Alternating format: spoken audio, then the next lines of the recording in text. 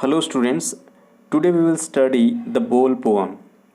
This poem has been written by John Berryman. This poetry belongs to class 10th of CBSE board and this poetry has been taken from First Flight book. So before I go into the detail of this poetry, I would like to share brief of this poetry with you. A boy loses a ball. एक लड़का होता है इसमें जो अपनी ball खो देता है. ही इज़ वेरी अपसेट और वो बॉल खोने के बाद में बहुत ज़्यादा अपसेट हो जाता है. A ball doesn't cost much. इस बॉल की कीमत है वो ज़्यादा नहीं है. Nor is it difficult to buy another ball. और ये भी मुश्किल नहीं है कि दूसरी बॉल खरीदना उसके लिए बहुत ज़्यादा मुश्किल है. Why then is the boy so upset. इसके बावजूद भी ये लड़का है वो इतना अपसेट क्यों हो जाता है. Read the poem to see what the poet thinks has been lost. अब अपने को ये देखना है कि अकॉर्डिंग टू द पोएट क्या पॉइंट बोलना चाह रहे हैं कि बच्चे ने क्या खोया है.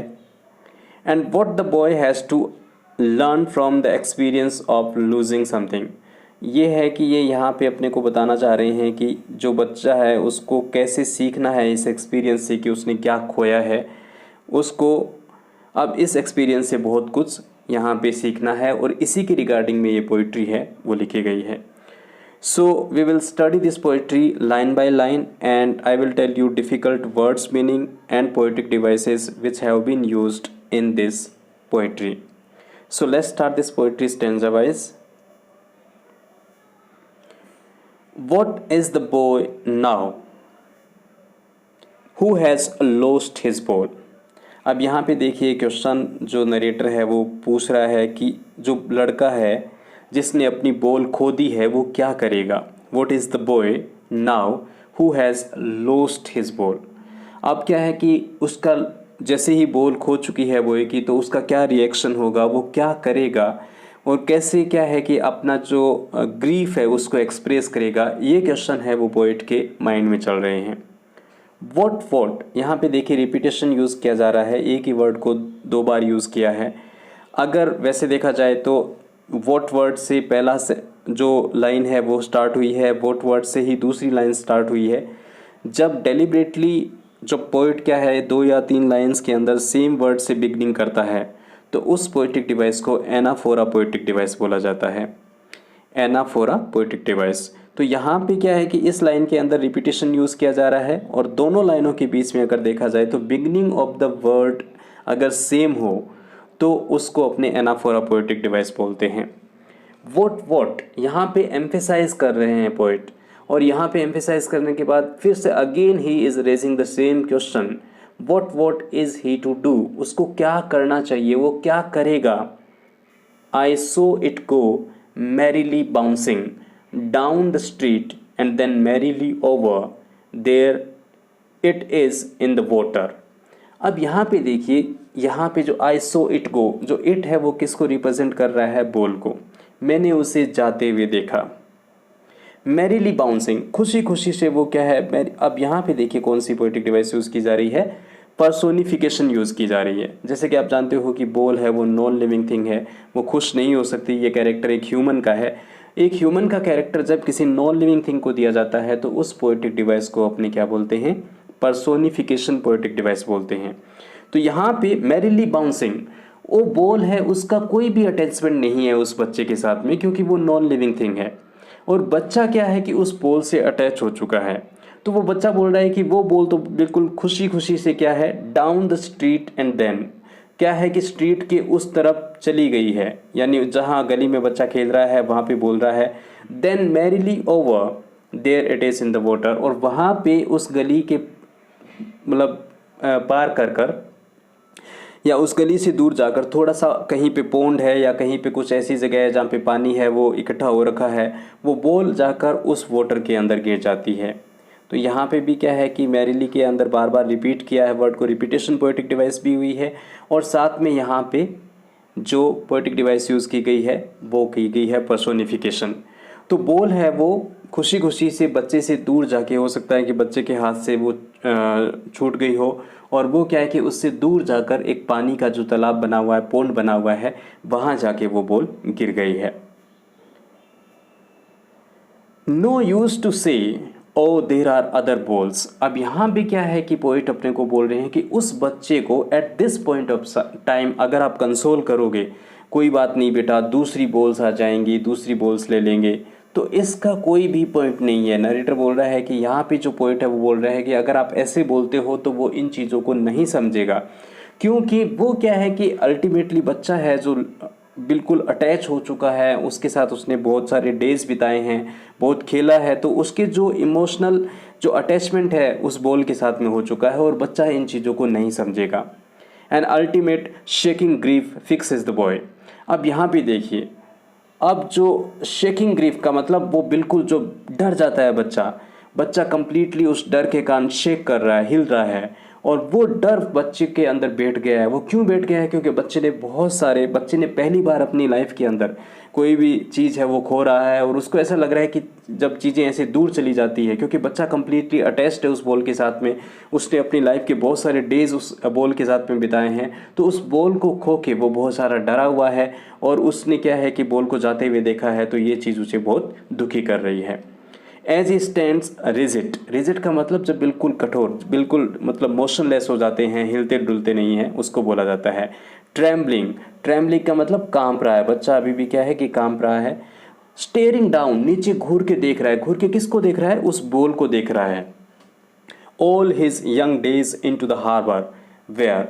अब यहाँ पे देखिए, ऑल हिज यंग डेज, यहाँ पे पोइट बोल रहा है कि उसके जो जितने भी यंग डेज थे, जब से ये बॉल उसके साथ में थी, वो सारे के सारे, हार्बर का मतलब यहाँ पे जो पानी इकट्ठा हो रखा है उसके लिए बोला जा रहा है, वो सारे के सारे जो डेज थे उस बॉल के साथ में, जो जितनी भी उसकी यादें थी, वो सारी की सारी उस पानी में चली गई हैं, क्योंकि वो बॉल वहाँ पे चली गई है। वेयर हिज बॉल वेंट, जहाँ पे उसकी बॉल चली गई है। I would not intrude on him. अब वहाँ पे नरेटर है वो बोल रहे हैं कि इंट्रूड का मतलब इंटरप्ट करना, क्योंकि इस टाइम पे बच्चा है वो बहुत ज़्यादा दुखी है, और नरेटर जो पोइट है वो अपने को बोल रहे हैं कि मैं बच्चे को इंट्रूड नहीं करना चाहता, इंटरप्ट नहीं करना चाहता, क्योंकि वो उसका जो अटैचमेंट है, मैं समझ सकता हूँ कि उसने बहुत सारे दिन बिताए हैं उस बॉल के साथ में, और अचानक से उसको कंसोल करना बड़ा मुश्किल हो जाएगा, क्योंकि उसका माइंड है वो कम्प्लीटली उस बॉल पे फिक्स है। एक डाइम एक करेंसी होती है, उसको बोला जाता है। अनदर बॉल, जिसका मतलब ऐसा मान लेते हैं 10 रुपीज़ का जो नोट होता है, उसको मान लीजिए। अनदर बॉल इज़ वर्थलेस, यानी दूसरी बॉल जब अपने खरीदेंगे तो उसकी जो कीमत है वो ज़्यादा नहीं है, वो हो सकता है बहुत कम कीमत है, बहुत कम कीमत में आ जाए, but that is worthless. But वो क्या है कि जो नई बॉल है वो वर्थलेस है, क्योंकि नई बॉल जैसे ही उसके लाइफ में आएगी, बॉय को बहुत सारा टाइम है उसके साथ में स्पेंड करना पड़ेगा, तब जाके वो अटैचमेंट जो उसका पुरानी बॉल के साथ में था वो होगा। बट बच्चा क्या है कि अपना माइंड है वो डिटैच नहीं करना चाह रहा है उस बॉल के साथ में, क्योंकि उसको वो बॉल इसलिए पसंद है क्योंकि अपने बहुत सारा बचपन का टाइम है उस बच्चे ने उस बॉल के साथ में बिताया है। Now he senses first responsibility in a world of possessions. People will take balls will be lost always, little boy, and no one buys a ball back. Money is external. यहाँ पे देखिए, उसको जो ये स्टेंजा है ये बता रहा है कि बच्चे को किस तरीके से कंसोल किया जाए, बच्चे को कैसे बताया जाए कि ये जो लॉस है, इससे बड़े बड़े लॉस है वो अपनी लाइफ के अंदर आने हैं, और उनके साथ भी अपने को डील करना सीखना है। और यही वो स्टेंजा है जो बच्चे को कंसोल करने की कोशिश करेगा। वो ये बताएगा कि क्या उसकी रिस्पॉन्सिबिलिटी है, कैसे चीज़ों के साथ में ओवरकम करना है, ये स्टेंजा उस बच्चे को बताएगा। Now he senses his first responsibility, अब उसको अपनी पहली जिम्मेदारी पता लगती है। In a world of position people will take. World of position का मतलब जब कोई भी चीज़ अपने पास में रखते हैं अपने, या कोई भी चीज़ लेते हैं, तो वो चीज़ अपने साथ में हमेशा के लिए नहीं बन के रहेगी। ये रिस्पॉन्सिबिलिटी, ये कॉन्सेप्ट अपने को समझना होगा। People will take balls. अब यहाँ पे पीपल को रिप्रेजेंट किया जा रहा है कि अगर बॉल आपके हाथ से छूटती नहीं है तो इस दुनिया में बहुत सारे ऐसे लोग हैं जो आपसे चीज़ें छीनने के लिए भी तैयार रहेंगे। They will take take your balls will be lost always, और बॉल इस तरीके से और खोती रहेगी। बॉल यहाँ पे एग्जैक्टली बॉल का जो पॉइंट बोलना चाह रहे हैं, बॉल के थ्रू सिंबल है, एक सिंबॉलिक यहाँ पे यूज़ किया जा रहा है। लाइफ के अंदर जितनी भी चीज़ें हैं, जितनी भी ऐसी चीज़ें हैं जो आपके साथ में रहती हैं, वो एक ना एक दिन आपसे दूर होगी, और उसकी दूरी, उसकी डिस्टेंस, उसका जो डिटैचमेंट है, उसके साथ में आपको डील करना सीखना पड़ेगा। उसके साथ में आपको ये मानना पड़ेगा कि हाँ, ये जितनी भी चीज़ें हैं अपनी लाइफ में साथ में नहीं रहती। कहने का मतलब बॉल उन सारी चीज़ों को रिप्रेजेंट कर रहा है, लिटिल बॉय। अब इसको ये समझाने की कोशिश की जा रही है कि ये कभी ना कभी अपनी इन सारी चीज़ों से दूर होते हैं, ये चीज़ें अपनों से दूर चली जाएगी। बॉल्स के अंदर आपको वापस से रिपीटेशन यहाँ पे यूज़ किया जा रहा है, एंड बॉल्स में एलिट्रेशन भी यूज़ किया जाता है। जब भी बिगनिंग ऑफ द कॉन्सोनेंट दो वर्ड्स के सेम हो, एक या एक से ज़्यादा लाइंस के अंदर, तो उसको अपने एलिट्रेशन, यहाँ पे भी देखिए एलिट्रेशन यूज़ किया जा रहा है। बॉल बैक, ये भी एलिट्रेशन का एग्जाम्पल है। And no one buys a ball back, money is external. और बॉल बैक का मतलब यहाँ पे नो वन बाइज बॉल, अपने पास में क्या है कि जब कई ऐसी चीज़ें होती हैं कि जिनको अपने इरिपेयरेबल कई बार लॉसेस होते हैं, उनको अपने खरीद नहीं पाते हैं, और उनके बिना ही अपने को काम चलाना पड़ता है, ऐसे लॉसेस भी अपनी लाइफ के अंदर होते हैं। मनी इज़ एक्सटर्नल, मनी एक एक्सटर्नल है, मनी आती रहती है, जाती रहती है। कुछ चीज़ें अपने मनी से खरीद पाएंगे, और बहुत सारी चीज़ें ऐसी भी हैं, ऐसे लॉस भी अपने को होने हैं जिसमें मनी कुछ भी नहीं कर पाएगी, मनी के होते हुए भी उन चीज़ों को अपने वापस नहीं ला पाएंगे। He is learning well behind his desperate eyes। desperate eyes का मतलब यहाँ पे helpless जो eyes हैं, वो ये देखना चाह रहा है कि उसके सामने वो बॉल पड़ी है, but still he is not able to take that ball back because he doesn't want to go into that harbor, और वो उस पॉन्ड में जाना नहीं चाहता, उसको ये डर लग रहा है। He is learning now, this boy is learning this experience, और through this experience he will be able to learn that I might lose anything anytime। तो ये सारा का सारा जो कॉन्सेप्ट है उसके माइंड में अभी इंस्टिल हो रहा है। वेल बिहाइंड डेस्परेट आइज, उसकी आंखें अभी भी उस बॉल को देख रही हैं जो कि बिल्कुल हेल्पलेस है।